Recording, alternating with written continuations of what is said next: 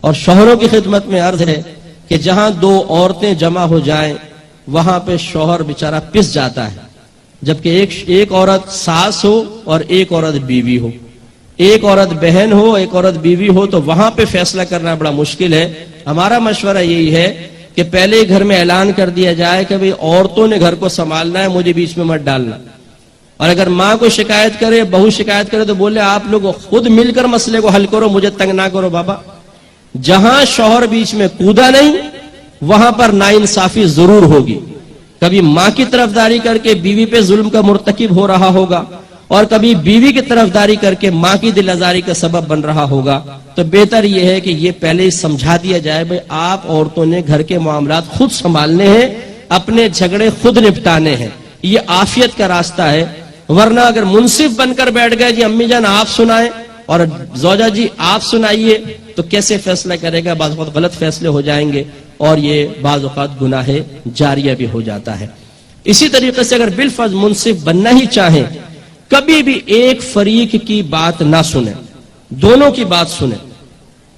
عورتوں کا معاملہ یہ ہوتا ہے کہ ماں کی خواہش بھی ہوتی ہے بیوی کی بھی کہ پہلے میری سن لے، گھر میں گھسے نہیں کہ امی نے آواز دی ادھر آؤ، بیوی کے پاس بعد میں جانا، پہلے میری سن لو۔ ایک لمبی کہانی سنا دی، رو پڑی۔ عورتوں کا کام ہے رونا، تو بہت ہی آسان ہے، آنسو نکالے نہیں، بیٹے کا دل تھوڑا بھی اور امی جان رو رہی ہیں۔ اب وہ یہ سنے گا نہیں بیوی نے کیا کیا، وہ جا کے سیدھا چڑھ جائے گا تم نے میری ماں کو رلایا ہے، تم نے گھر کو جہنم بنا دیا اور یہ اور وہ۔ یا پھر بیوی نے کہا ادھر پہلے میری سن لیے گا جی، ادھر آئیے، کمرے میں لے گئی پورا سنا دیا، اب وہ جا کے والدہ کو ڈانٹنا شروع کر دیتا ہے۔ تو اس لیے غلط طریقہ ہوتا ہے۔ عمر فاروق رضی اللہ تعالی عنہ نے فرمایا ہم کبھی بھی ایک فریق کی بات سن کر فیصلہ نہیں کریں گے، ہم دونوں فریقین کی بات کو سنیں گے۔ تو اس لیے صرف ماں کی بات سن کر بیوی کو ڈانٹنا یا بیوی کی کہانی سن کر ماں کی دل آزاری کا مرتکب ہونا بھی ٹھیک نہیں۔ اگر منصف بننا ہے تو دونوں کی باتیں سنیں۔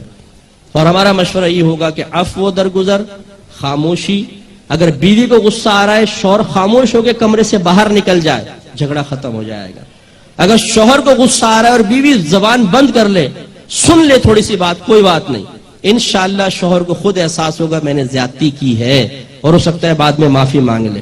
جھگڑا اس وقت خطرناک صورتحال اختیار کر لیتا ہے جب بیوی کہتی ہے کہ میں بھی چھوٹے باپ کی نہیں اور شوہر کہتا ہے میں تو ہوں ہی نہیں، دو باتیں وہ سناتا ہے، دو باتیں وہ سناتی ہے، نتیجہ نکلتا ہے طلاق کی صورت میں، مار پیٹ کی صورت میں، جھگڑوں کی صورت میں، اور اس سے غلطی پیدا ہوتی ہے۔ اللہ تبارک و تعالی سے دعا ہے کہ ہم نے جو کچھ سنا اس پر عمل پیرا ہونے کی توفیق عطا فرمائے، آمین۔ وآخر دعوانا ان الحمدللہ رب العالمین۔